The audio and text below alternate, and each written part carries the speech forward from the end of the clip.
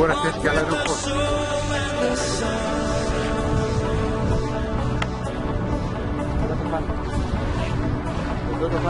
Σώπα, ρε, σε τέτοια απόσταση.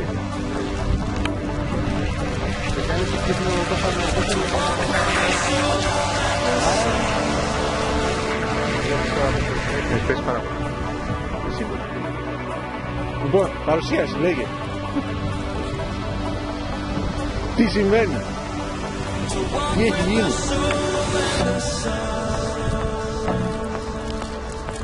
Καταρχήν τώρα που είναι νύχτα θα λένε γιατί πράγμα μιλάνε αυτοί. Δεν φαίνεται καν. Δεν φαίνεται τίποτα. Καταλαβαίνεις. Εγώ έτσι το πάμε, εσύ μου πάρε. Το μυαλό μου πάει σε αυτά τα BBB που είχα βάλει. Πρέπει να βραχυλώσανε, τα ξεσπίσαν όλα. Γιατί δεν γίνεται ίδιο πατάρι. Τι μπορεί και να...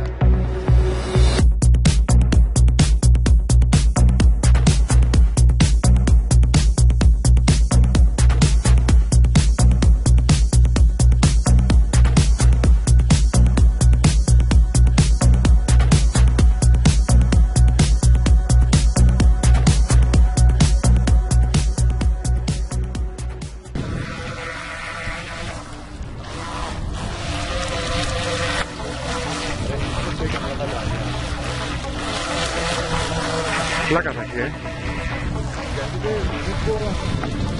να πάω να δώσει κανένα εφτάρι.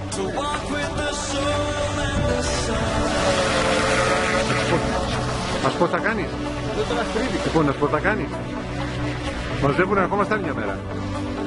Να σου πω θα κάνεις. Το κρατάω για έκπληξη. Θα σας αρέσει πολύ ιδέα.